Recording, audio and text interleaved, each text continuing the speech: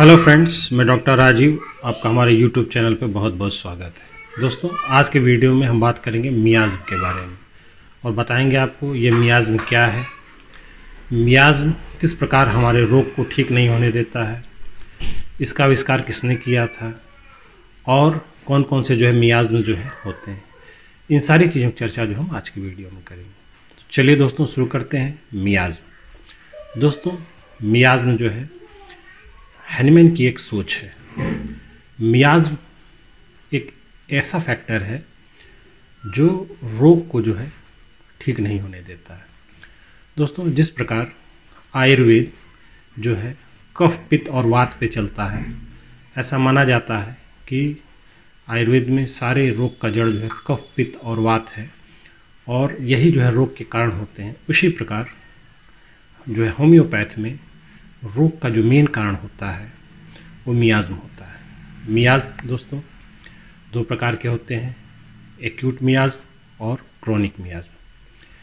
Acute मियाज़्म में एक भी दो प्रकार के होते हैं। इसमें पहला है रिकरेंट एक्यूट मियाज़्म, दूसरा होता है फिक्स मियाज़्म। दोस्तों, इसके बाद आता है क्रोनिक मियाज़्म। क्रोनिक मियाज़्म तीन प्रकार के होते हैं, इसमें सोरा, सिफिलिस और साइकोसिस। तो दोस्तों, यही मियाज़्म है जो मनुष्य को पूरी तरीके से ठीक नहीं होने देते हैं। दोस्तों, इसी बारे में हम विस्तार से आगे चर्चा करेंगे। दोस्तों, हैनीमैन एक बहुत बड़े होम्योपैथिक डॉक्टर थे। प्रारंभ में वो एलोपैथ प्रैक्टिस करते थे, किंतु एलोपैथ के साइड इफ़ेक्ट्स को देखते हुए वो होम्योपैथ की तरफ कन्वर्ट हो गए। उन्होंने होम्योपैथ का आविष्कार किया और बखूबी होम्योपैथ प्रैक्टिस शुरू कर दी। उन्होंने तमाम लोगों के रोगों को ठीक किया और लोगों को अपने दवाओं के प्रभाव को दिखाया। किंतु दोस्तों, जब हैनीमैन साहब होम्योपैथ प्रैक्टिस कर रहे थे तो उन्होंने देखा कि कुछ ऐसे कारण थे कि जिसकी वजह से रोग ठीक होने के बाद दोबारा वापस आ जाते थे। अगर उन्होंने किसी बीमार को किसी समस्या के लिए दवा दिया तो उस समय तो ठीक हो जाता था, लेकिन कुछ समय बाद पुनः वह रोग वापस आ जाता था। तो हैनीमैन साहब के माइंड में, दिमाग में यह आया कि ऐसा क्या कारण है कि जिसकी वजह से रोग दोबारा वापस आ जाता है। दोस्तों, हैनीमैन साहब आज से 200-250 साल पहले पैदा हुए थे, किंतु सबसे बड़ी बात यह है कि जिस समय हैनीमैन साहब प्रैक्टिस कर रहे थे उस समय बैक्टीरिया, वायरस की खोज नहीं हुई थी। उन्हें यह भी नहीं पता था कि बीमारी का कारण बैक्टीरिया, वायरस है। उन्होंने अंदाज़ लगाया कि कुछ सूक्ष्म जीवाणु जरूर होते होंगे जिसके वजह से मनुष्य बीमार होता है। किंतु दवा देने के बाद भी जब रोग वापस आ जाता है तो इसका मतलब कुछ न कुछ ऐसा कारण हैं जो रोग को ठीक नहीं होने देते हैं। और जब तक उन कारक को मनुष्य के शरीर में से निकाला नहीं जाएगा, उसकी दवा नहीं दी जाएगी, तब तक मनुष्य पूर्णतः क्योर नहीं हो सकता है। दोस्तों, उन्होंने जो दवा दिया लोगों को, उसमें लोग रैपिड, जेंटिल तो ठीक होते थे, लेकिन परमानेंट क्योर नहीं हो पाते थे। दोस्तों, हैनीमैन साहब ने अपने ऑर्गन ऑफ मेडिसिन में रैपिड, जेंटिल और परमानेंट का एक सिद्धांत दिया है, जिसमें उन्होंने बताया है कि अगर मरीज़ को ठीक करना है तो उसका रोग जल्द से जल्द ठीक होना चाहिए, जेंटिल वे में होना चाहिए और परमानेंट होना चाहिए। यानी कि एक बार अगर वो ठीक हो गया तो दोबारा उसके शरीर में रोग नहीं आना चाहिए। किंतु उन्होंने जब देखा कि रोग रैपिड, जेंटिल तो ठीक हो रहा है लेकिन परमानेंट नहीं हो पा रहा है, तो उन्होंने सोचा और उन्होंने एक धारणा निकाला कि इसके पीछे जो मेन कारक है वो है मियाज़्म। मियाज़्म हैनीमैन की एक सोच थी और उन्होंने मियाज़्म को अपने प्रैक्टिस के आधार पर उन्होंने देखा कि जिन रोगों को उन्होंने ठीक किया उनमें किन किन रोगों में कौन सी दवा चली और किन दवाओं से जो है रोग जो है पूरी तरह से ठीक हो गया और वापस नहीं आया। तो दोस्तों मियाज़्म जो है एक ऐसा फंडामेंटल फैक्टर है जो मनुष्य के शरीर के अंदर होता है और रोग को ठीक नहीं होने देता है। तो दोस्तों हैनमैन साहब ने सन 1828 में जो है क्रॉनिक डिजीज़ ने जो है अपने मियाज़्म का जो है उल्लेख किया और उन्होंने बताया कि मियाज़्म ही एक ऐसा जो है फंडामेंटल फैक्टर है जो लोगों को ठीक होने से जो है रोकता है, जड़ से उनकी बीमारियां ठीक नहीं हो पाती हैं। तो दोस्तों हैनमैन साहब ने बताया कि मियाज़्म जो है दो तरह के होते हैं। पहला एक्यूट मियाज़्म, दूसरा होता है क्रॉनिक मियाज़्म। एक्यूट मियाज़्म जो है दो तरह के होते हैं। एक होता है जो है रिकरेंट जो है एक्यूट मियाज़्म।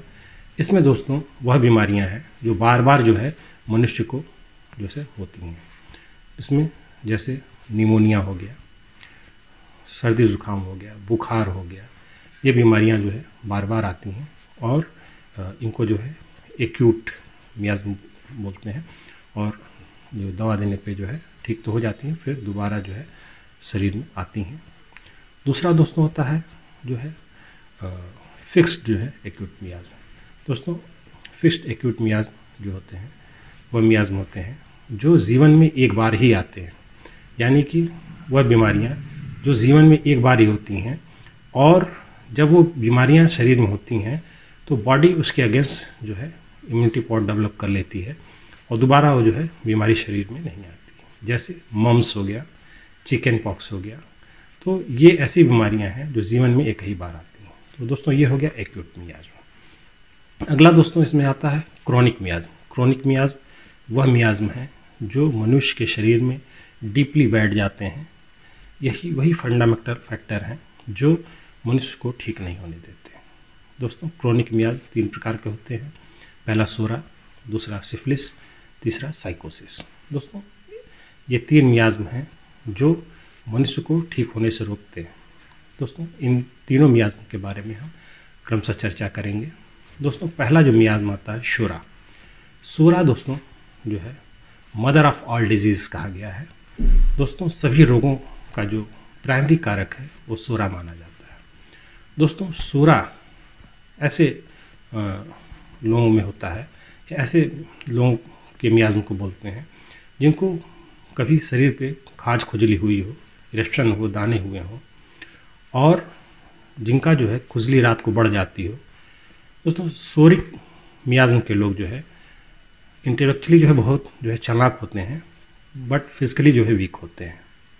दोस्तों ऐसे लोगों का स्किन डिजीज़ खुजली रात को बढ़ जाता है और जो है ऐसे लोग हमेशा जो है एक काल्पनिक दुनिया में रहते हैं, फैंटेसिक दुनिया में रहते हैं। दोस्तों सोरा जो है सभी जो है रोग का एक मेन कारण है, यानी सोरा जो है ऑल डिजीज़ का एक मदर माना गया है। दोस्तों प्राइमरी स्टेज जो होता है क्रॉनिक डिजीज़ का वो सोरा से ही होता है। सोरा जो होता है मेन जो होता है खाज खुजली जो रात को बढ़ जाना, ऐसे लोगों को सुबह के समय दस्त डायरिया होना, ऐसे लोग शरीर से बहुत कमज़ोर होते हैं पर दिमाग से बहुत तेज़ होते हैं। तो ऐसे अगर लक्षण हैं तो वो जो है सोरिक मियाज़्म के जो है कहे जाते हैं। दोस्तों हमारे होम्योपैथ में सोरिक मियाज़्म में जो दवा आती है पहली दवा है सल्फ़र। दोस्तों सल्फ़र जो है एंटीसोरिक दवा है और ये बहुत अच्छा काम करती है अगर आप में जो है सोरिक मियाज़्म है और सोरिक मियाज़्म की वजह से आपके रोग ठीक नहीं हो पा रहे हैं। अगली दवा दोस्तों सोरिक जो है मियाज़्म में जो है वो है सोराइनम। तो दोस्तों देखा गया है कि जो है सोरा जो होता है प्राइमरी कारक है और यह जो है रोगों को ठीक नहीं होने देता है। दोस्तों सोरा ही जो है बाद में चल के जो है सिफिलिस और साइकोसिस में चेंज हो जाता है। तो दोस्तों क्रॉनिक डिजीज़ में जो अगला जो है मियाज़्म है वो जो है मियाज़्म है सिफिलिस। दोस्तों सिफिलिस मियाज़्म लोग, सिफिलिटिक मियाज़्म के लोग जो है ऐसे मियाज़्म के लोग जो है जो लक्षण दिखाई देता है उनमें जो है टूट फूट की स्थिति देखी जाती है, उनके अंदर डिजनरेशन, हड्डियों का डिजनरेशन हो जाना, ऐसे लोगों को अपने जीवन के प्रति जो है कोई प्यार नहीं रहता है, दूसरों से कोई लगाव नहीं रहता है। देखा जाता है कि जो आतंकवादी टाइप के लोग हैं, जो लोग एक दूसरे को मरने मारने पे लगे रहते हैं, जो है वो जो है सिफिलिटिक मियाज़्म के लोग जो है कहे जाते हैं। तो दोस्तों, सिफिलिस के जो मियाज़्म के लोग होते हैं, उनके जेनाइटल ऑर्गन के आसपास कैंकर, एक घाव जो है हो जाता है, और जो है इसकी समस्या जो है रात को जो है बढ़ जाती है, शाम के समय बढ़ जाती है। तो सिफिलिटिक मियाज़्म में जो है टूट फूट जो है, डिजनरेशन, कैंकर, घाव हो जाना, इसके अलावा रोग का जो है रात को बढ़ जाना, तो अगर इस टाइप के लक्षण हैं तो उनके अंदर जो सिफिलिटिक जो है मियाज़्म को जो है देखा गया है। अगला दोस्तों जो क्रॉनिक मियाज़्म में आता है वह है साइकोटिक मियाज़्म। साइकोटिक मियाज़्म के लोग जो है काफ़ी मोटे तगड़े होते हैं, सुस्त होते हैं। ऐसे लोग जो है सेल्फिश टाइप के होते हैं। ऐसे लोगों के जेनिटल ऑर्गन के आसपास वाट्स, मस्से, फिग वाट्स होते हैं। शरीर में अगर किसी प्रकार का ग्रोथ हो रहा है, ट्यूमर हो रहा है, या आपको फैटी लीवर की प्रॉब्लम हो रही है, या जो है गिल्टियाँ ज़्यादा हो रही हैं, तो ऐसे लोग जो है साइकोटिक मियाज़्म के कहे जाते हैं। ऐसे लोगों के शरीर पे जो है मस्सा, वाट्स जो है देखा गया है। आलसी टाइप के लोग होते हैं, सेल्फिश होते हैं। तो ये दोस्तों जो है इस तरह के लक्षण मिलते हैं तो ऐसे लोगों को साइकोटिक मियाज़्म के कहे जाते हैं। तो दोस्तों, क्रोनिक डिजीज़ में सोरा, सिफिलिस, साइकोसिस जो है, ये तीनों मियाज़्म ही जो है मेन ऐसे कारक होते हैं जो मनुष्य के रोगों को ठीक नहीं होने देते हैं, और लक्षण के आधार पर इनको समझते हुए अगर हम दवाएं देते हैं तो जो है मनुष्य जो है उसका रोग जो है जड़ से ठीक हो जाता है। दोस्तों, सिफिलिटिक मियाज़्म में जो लोग होते हैं उसमें जो है जो सिफिलिटिक मियाज़्म की दवा है उसमें मॉक्सॉल हो गया, सिफलाइनम दवा हो गई, ये जो है सिफिलिटिक मियाज़्म के लोगों को दिया जाता है। वहीं जहाँ जो है साइकोटिक मियाज़्म के अगर कोई है तो साइकोटिक मियाज़्म में थूजा, मेडोराइनम जो है दवा दिया जाता है। तो दोस्तों, एक बार फिर से रिपीट करते हैं, जो है सोरिक मियाज़्म के लोगों को सल्फर, सुराइनम, साइकोटिक मियाज़्म के लोगों को मॉक्सॉल, सिफलिनम, साइकोटिक मियाज़्म के लोगों को थूजा, मेडोराइनम। तो ये दवाएं दे करके उनका जो है मियाज़मेटिक ट्रीटमेंट किया जा सकता है, और किसी पुराने रोग को ठीक होने में अगर मियाज़्म बाधा बन रहा है तो उसको दे करके ठीक किया जा सकता है। दोस्तों, यहाँ हम आपको ये बता सकते हैं कि अलग अलग मियाज़्म में जो है अलग अलग रोग नहीं आते हैं। इसमें दोस्तों देखा गया है कि अगर आपको कोई समस्या है, जैसे मान लीजिए कि आपको निमोनिया की शिकायत हो गई है, तो निमोनिया में जो है अंदर जो है स्वेलिंग आ रही है, तो प्राइमरी स्टेज में, तो उस समय जो है मरीज़ जो है सोरिक मियाज़्म का होता है। किंतु इसके बाद, स्वेलिंग के बाद, जब अंदर जो है लंग्स में डिस्ट्रक्शन चालू हो जाता है, टूट फूट चालू हो जाती है, तो उस समय जो है उसके अंदर जो सिफिलिटिक मियाज़्म जो है हावी हो जाता है। इसके बाद टूट फूट के बाद घाव जब हो जाता है तो उसमें जो है कैल्सिफिकेशन चालू हो जाता है, तो फाइब्रोसिस चालू हो जाता है। तो ऐसे समय में मरीज़ जो है साइकोटिक नेचर का हो जाता है। तो इस प्रकार हम देखते हैं कि एक ही मरीज़ में एक ही रोग के डिफरेंट चरण भी जो है होते हैं, और जो है उस चरण के हिसाब से ये डिपेंड करता है कि मरीज़ जो है इसमें किस मियाज़्म से जो है गुजर रहा है, और इसमें जो है किस जो है दवा की जो है ज़रूरत है। तो दोस्तों, ये हो गया आज के वीडियो में जानकारी मियाज़्म के बारे में। तो उम्मीद है दोस्तों आपको हमारा ये वीडियो पसंद आया होगा। मियाज़्म के बारे में जो जानकारी दी गई है वो आपको अच्छी लगी होगी। अगर दोस्तों आपको हमारा ये वीडियो अच्छा लगा, इस वीडियो को लाइक करिए, इस चैनल को सब्सक्राइब करिए, और बेल बटन भी ज़रूर दबा लीजिए, ताकि जब भी हम ऐसे नॉलेजेबल वीडियो बनाएं तो इसकी सूचना सीधे आप तक पहुंच सके, आपको रोगों के बारे में, होम्योपैथिक दवाओं के बारे में ज़्यादा से ज़्यादा जानने को मिले। तो दोस्तों, इसी साथ अपनी बात को समाप्त करते हैं। जय हिंद, जय होम्योपैथी।